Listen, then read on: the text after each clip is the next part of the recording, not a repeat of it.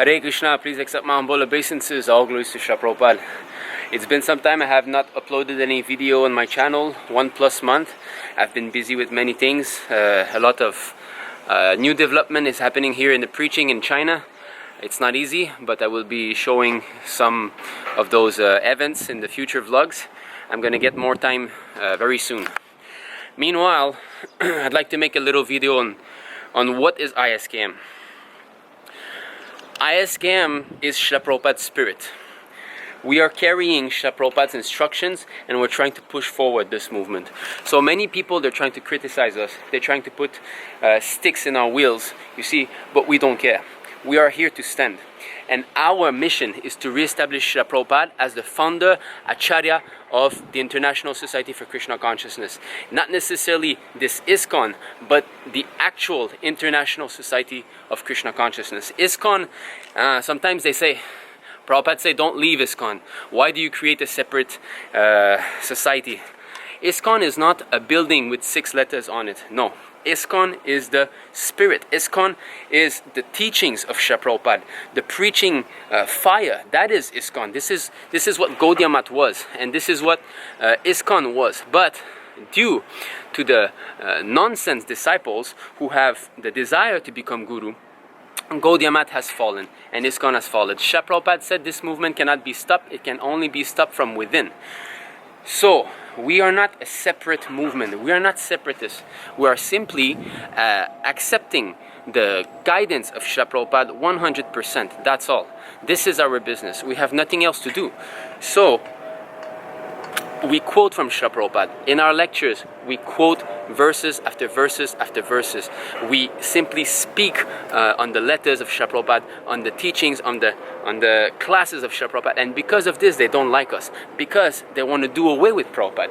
When you listen to all these bogus gurus in ISKCON, they do not quote verses. They do not encourage you to study Srila Prabhupada books. They want you to understand the philosophy as through their own eyes. Because they are full of material desire. They want to be guru. They want to be God. This is the disease. You see, Srila Prabhupada states in Madhya Lila, I believe 24 chapter, text 330, I think, in the purport, he says that only a Mahabhagavata can be a spiritual master. Only a Mahabhagavata. And in a letter to one of his disciples, he says, unless one is a resident of Krishna Loka, he cannot be a spiritual master. He should not attempt it. Okay, and in another letter he states that unless one is a pure devotee, he can be spiritual master. But if he's not and he attempts it, he will fall down and bring his disciple with him to hell. So now this GBC, in their law books, okay, they clearly state that when they elect a spiritual master, the GBC does not confirm the spiritual advancement of the candidate. In other words, they are telling you, yes, we are appointing non-pure devotees as gurus. It is a known fact. Even in the issue concerning female gurus, okay, the Sastric Advisory Committee, SAC, okay, has approved female gurus, and they say there's a clause there, okay, that says the spiritual master should at least have attained the Nishta platform.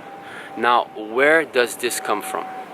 Let me know, where does this come from that in Srila Prabhupada books, where do you hear Prabhupada say Nishta platform is enough to become a Diksha Guru? So this is a bogus proposition. So I'm just gonna get down. The neighbor seems to be worried.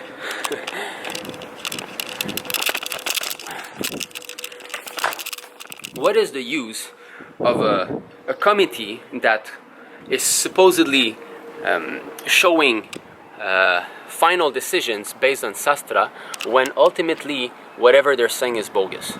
Ultimately whatever they do is simply show some quotes and at the end give you a conclusion that comes from their own mind.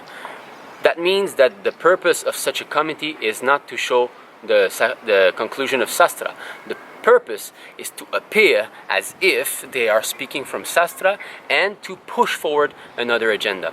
So they simply say, okay, if he has attained the Nishta platform, then he can initiate. That's what they say for the female gurus. That means this is what they think also for the male gurus. And we can see the catastrophe. Just recently, what is it?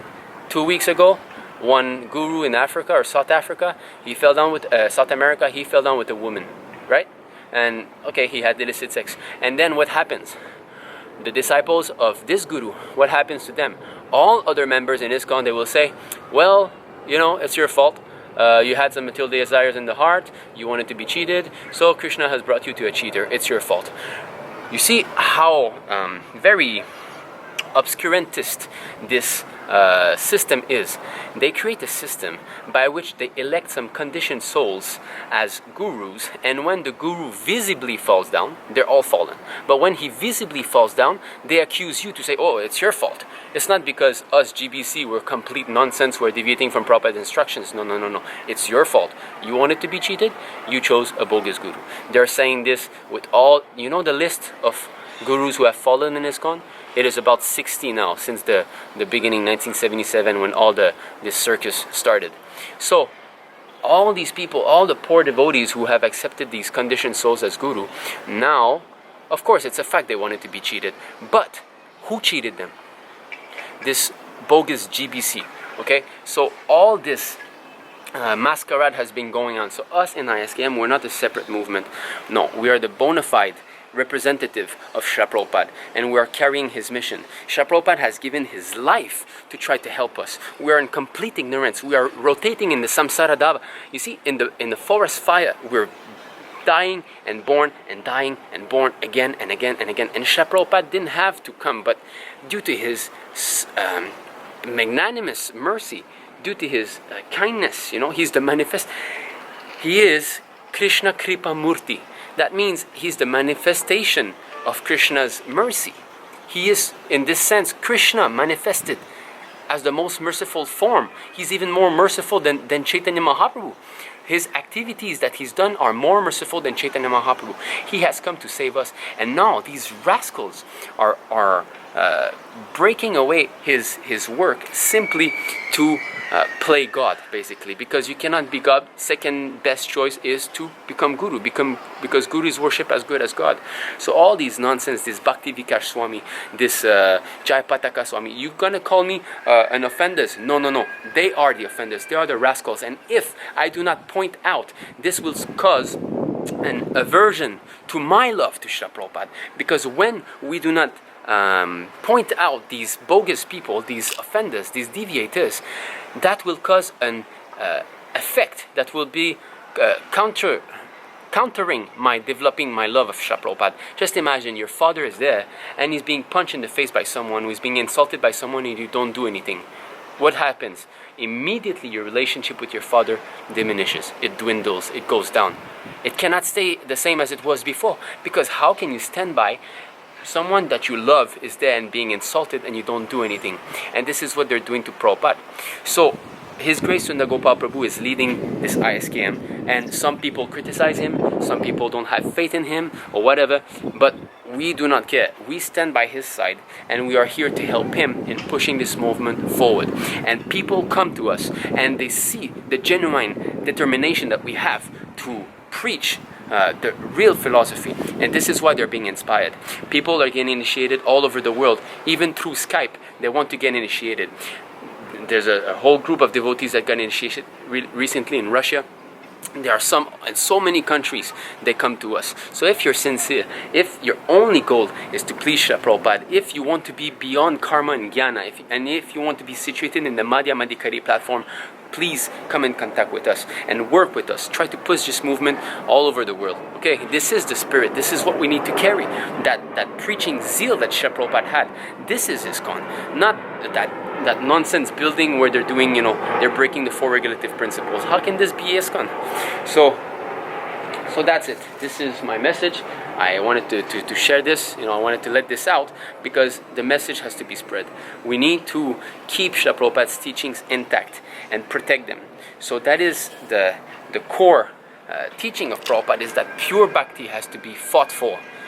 We shouldn't let this pure devotional service, this pure path of devotional service, be corrupted by all these sahajyas, kanishta adhikaris, and so on. No, we must protect it as it is. So come and work with us. ISKM is the heart of Srila Prabhupada. And the more there are devotees, the more this heart will pump so loud that the entire world will hear it. So come with us.